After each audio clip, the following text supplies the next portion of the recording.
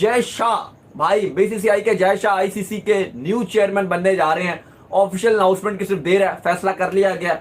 क्या पाकिस्तान के लिए कितना नुकसान हो सकता है या फायदा हो सकता है, या क्या होगा बाकी, वो क्या डिसीजन लेंगे, इंडिया के लिए क्या फायदा हो सकता है। बीसीसीआई सेक्रेटरी जय शाह को ऑफिशियली आज आईसीसी ने अपना अगला चेयरमैन घोषित कर दिया है। वो अनअपोज्ड इलेक्टेड हुए हैं और साथ ही आईसीसी के इतिहास के सबसे सबसे यंग आईसीसी चेयरमैन होंगे जय शाह। और पांचवें ऐसे इंडियन जो आईसीसी को हेड करेंगे। जगमोहन डालमिया, शरद पवार, शशांक मनोहर और एन श्रीनिवासन के बाद जय शाह जो है वो पांचवें भारतीय हैं जो आईसीसी के चेयरमैन बनेंगे। आईसीसी एक छोटी जिम्मेदारी नहीं होती, एक बहुत बड़ी जिम्मेदारी होती है। और ये बहुत पहले, बहुत काफ़ी अरसे पहले ये जो राइट्स की जो वो होती है ना, बिल्डिंग वगैरह होती है, जैसे किसी कंट्री को होस्टिंग राइट्स मिलने हो, वो बहुत पहले हो जाती है। और वो डिसाइडेड होता है कि यार इस ईयर में इस कंट्री में ये टूर्नामेंट होगा। जय शाह अब आईसीसी के नेक्स्ट ऑफिशियली तौर पे जल्द चंद दिनों में उनको अनाउंस भी कर दिया जाएगा कि ऑफिशियली तौर पर आईसीसी के नए चेयरमैन बनने जा रहे हैं। अब ये कितना पाकिस्तान क्रिकेट के लिए नुकसान हो सकता है या बीसीसीआई के लिए फायदा हो सकता है, काफी इस पे बातें की जा रही हैं। लेकिन देखें, आईसीसी के चेयरमैन बनने जा रहे हैं जय शाह। एसीसी के भी प्रेसिडेंट थे, जो एशियन क्रिकेट काउंसिल था।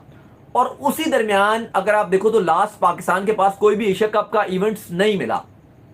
अगर आप पास में देखते हो तो पाकिस्तान के पास कोई भी एसीसी का, एशियन क्रिकेट काउंसिल का इवेंट नहीं था। लास्ट टाइम पाकिस्तान ने 2023 में ही होस्ट किया था, जो बाद में जय शाह ने ही पाकिस्तान को ये होस्टिंग राइट्स दिए थे। और फिर बाद में आधा आप कह लो कि हाइब्रिड मॉडल में खेला गया, जो पाकिस्तान में खेला गया, और आधा जो फिर आपको श्रीलंका में खेलता हुआ नजर आया।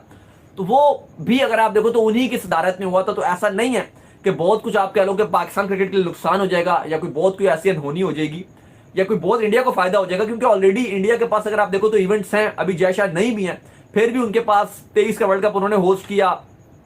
अभी इसके बाद जो नेक्स्ट वुमेन्स का T20 वर्ल्ड कप है वो भी उनके पास है। फिर 26 का T20 वर्ल्ड कप वो भी उनके पास है। तो फिर भी उनको मिला, ऐसी बात नहीं है। श्रीलंका और इंडिया के पास नेक्स्ट T20 वर्ल्ड कप की होस्टिंग राइट्स हैं। तो ऐसा नहीं है कि पाकिस्तान के लिए कोई बहुत बड़ा घाटा हो जाएगा या नुकसान हो जाएगा। लेकिन हमें अपनी क्रिकेट खुद ठीक करनी है। एज कंपेरिजन अगर हम बाकियों पे करते ना, यार वो खराब है, वो जय शाह आ जाएगा, वो फलाना आ जाएगा, वो ढिमकाना आ जाएगा, वो आईसीसी इक्वल टू बीसीसीआई हो जाएगा, वो हो जाएगा, ये हो जाएगा। हमें अपनी चीजें खुद पहले ठीक करनी पड़ेंगी, फिर हम उस मामला पे जाएंगे, हम किसी पे उंगली उठा सकें। हम अपनी चीज खुद ठीक करते नहीं और हम कहें जी फलाना ठीक नहीं है, फलाना ठीक नहीं है, ढिमकाना ठीक नहीं है। पहले हमें अपने हिसाब से अपने घर पे अपनी टेस्ट क्रिकेट को ठीक करना पड़ेगा। और मैं बार बार कह रहा हूं कि जब तक पाकिस्तान अच्छे क्वालिटी स्पिनर्स को चांस नहीं देगा, हम कुछ बेहतर नहीं कर सकते। जब तक हम ये किंग कॉन्ग के टैग से नहीं निकलेंगे। क्या पाकिस्तान पहले भी क्रिकेट नहीं जीता रहा? ये किंग कॉन्ग ने कितने में आईसीसी इवेंट जिता दिए, ये कोई बताए ना। किंग कॉन्ग से कितने जितवाए? कुछ भी नहीं जिताया भाई। चैंपियंस ट्रॉफी पाकिस्तान 2017 में जीता था, उस टाइम कोई किंग कॉन्ग नहीं था। उसके बाद पाकिस्तान कुछ भी नहीं जीता और उल्टा जलील ही हो रहा है। और इंडिया से लास्ट टाइम जब 2023 के एशिया कप में पाकिस्तान हारा था, उसके बाद से अगर आप पाकिस्तान की क्रिकेट का देखो, डाउनफॉल स्टार्ट हुआ जब केएल राहुल और विराट कोहली ने सेंचुरियां मारी थी, रोहित शर्मा और शुभमन गिल ने 50-50 मारे थे। और उसके बाद से अगर आप देखो तो पाकिस्तान क्रिकेट का लगातार ही क्रिकेट में डाउनफॉल आया है। उसके बाद पाकिस्तान कभी नहीं उठ सका। ना उस एशिया कप में पाकिस्तान ने कुछ खास किया, ना पाकिस्तान ने 23 के वर्ल्ड कप में कुछ किया, ना पाकिस्तान ने बायलैटरल सीरीज में कुछ किया, ना पाकिस्तान ने उसके बाद किसी और इवेंट में किया, ना इस T20 वर्ल्ड कप में किया। बल्कि लगातार पाकिस्तान को गंदी से गंदी मिन्नो टीमों ने हारना आना शुरू कर दिया। क्या अफगानिस्तान हरा के चलेगी, आयरलैंड हरा के चलेगी, यूएसए हरा के चलेगी, बांग्लादेश घर पे टेस्ट मैच हरा के चलेगी। उसके बाद से अगर आप देखो तो रियल पाकिस्तान का डिक्लाइन शुरू हुआ है। तो हकीकत हमें अपनी क्रिकेट खुद ठीक करनी पड़ेगी। हमें यंगस्टर्स को मौका देना पड़ेगा, हमें एग्रेसिव क्रिकेट खेलनी पड़ेगी। ये नहीं कि रिजवान की जगह कोई और ना आ जाए, बाबर की जगह कोई और ना आ जाए, शाहीन की जगह को सेव करें। ये इंडिया में कल्चर नहीं है भाई, ये इंग्लैंड में कल्चर नहीं है भाई, ये ऑस्ट्रेलिया में कल्चर नहीं है भाई, ये बड़ी टीमों में कल्चर नहीं है भाई।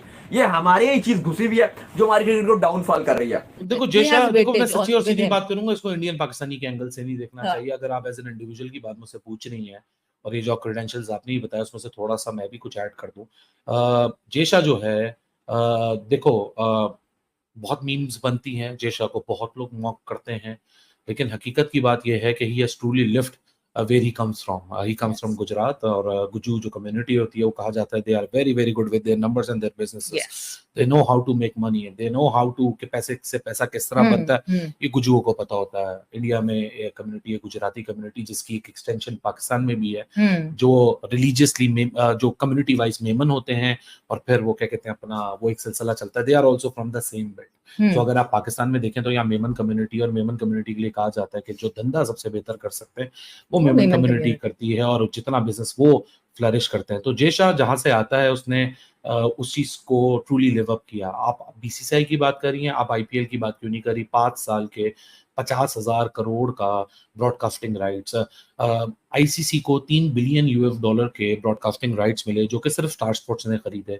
मैं 10 दफा इन नंबर्स पहले भी बता चुका हूं कि 3.2 बिलियन के जो करंट साइकिल तक आईसीसी इवेंट्स का चल रहा है, 2024 में जो शुरू हुआ है 2027 तक ये चलेगा. 4 साल के लिए आईसीसी के जो राइट्स बिके हैं वो 3.2 बिलियन के बिके हैं. 3 बिलियन उसमें सिर्फ इंडिया के ब्रॉडकास्टर स्टार स्पोर्ट्स का आया है, और 200 मिलियन सारी बाकी जो रिमेनिंग 11 डेस्टिनेशंस है उनसे आया है. और जो 3 बिलियन है उसमें से 1.5 बिलियन स्टार स्पोर्ट्स ने टीवी के देने थे, और 1.5 बिलियन जी नेटवर्क ने देने थे. स्टार स्पोर्ट्स के साथ उन्होंने मर्जर किया था फॉर द डिजिटल राइट्स, लेकिन उसके बाद क्योंकि जी आ रहा था, क्योंकि जी और सोनी का मर्जर हो रहा था, वो नहीं हुआ. तो इस वक्त ये एक और इशू है. आज जय शाह जब अपॉइंट हुआ है तो जय शाह ने ये बात को एड्रेस किया अपनी आज मैसेज के अंदर के हम ऐसे एक क्रूशल सिचुएशन पे पॉइंट पे खड़े हुए हैं as a world cricket body, जहां हमको क्रिकेट को ग्लोबलाइज करना है, अपने लेसन से लर्न करना है. ये बात तो तय है कि वर्ल्ड कप 2024 में जय शाह की जो ऑपोजिशन, फाइनेंशियल ऑपोजिशन जो आई है स्पेंडिंग के ऊपर, उसकी असरात तो आपको दिखे. आईसीसी के 2 बड़े ओहदों के लोगों ने नौकरी छोड़ी. बीसीसीआई को छोड़ के आईसीसी में जय शाह का बहुत क्लाउड है, because he has brought the money on the table. आप पैसे ले आइए, आपकी वो इंपॉर्टेंस हो जाएगी जो कि आज जय शाह की इंपॉर्टेंस है.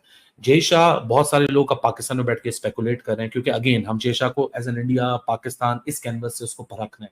लेकिन अगर आप उसको एक एज एन एडमिनिस्ट्रेटर के कैनवस से परखें, उसने जो अपने मुल्क के लिए, वो बीसीसीआई का सेक्रेटरी बनने आया था, वो किसी वर्ल्ड क्रिकेट का सेक्रेटरी नहीं बनने आया था. उसकी जो प्रिंसिपल जेडी थी वो बीसीसीआई को फ्लरिश करनी थी, और जिस तरीके से उसने बीसीसीआई को फ्लरिश किया और एक रिवॉर्डिंग एनवायरनमेंट उसने क्रिएट किया. बल्कि कल ही की ट्वीट है किस तरह वो Vijay Hazare women tournament, under 19 tournament, the player of the matches, player of the tournament, फिर एक state of the art national cricket academy Bengaluru में एक state of the art already थी, उसको एक्सपैंड करके वहां जिस तरीके की वर्ल्ड क्रिकेट में इस एशियन ब्लॉक के अंदर, बल्कि मैं तो इनफैक्ट कहता हूं कि पूरी दुनिया के अंदर इस वक्त जो इंडिया की एनसीए नई वाली तैयार है वो पूरी दुनिया के अंदर शायद उसका कोई मुकाबला नहीं है. जो इनफैक्ट आईसीसी की एकेडमी भी है दुबई में, वो भी उसके करीब नहीं भटकती. The kind of the facilities he has created.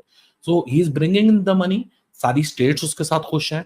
ODI world cup जब आया उसने सारे 10 स्टेट्स को बांटे वो गेम्स, वो क्या कहते हैं मुख्तलिफ ग्राउंड्स को, उनका भी रेवेन्यू बना. प्लस फिर जो सक्सेस आईपीएल में आई है, आईपीएल क्योंकि एक पॉपुलर प्रोडक्ट है तो उसका फुटफॉल ग्राउंड में आता है. वो जो ग्राउंड कप में आने का जो पैसा बनता है वो स्टेट्स एसोसिएशंस को जाता है. सो सवेरा एक बहुत बड़ा गेम है, और इस गेम में जय शाह ने बड़े बड़े खापड़ों के सामने, जो भी है उसकी एज बहुत कम है, बड़े बड़े बाबे बैठे हुए इंडियन स्टेट एसोसिएशंस में, और स्टेट एसोसिएशन साल से बैठे हैं, सदियों से बैठे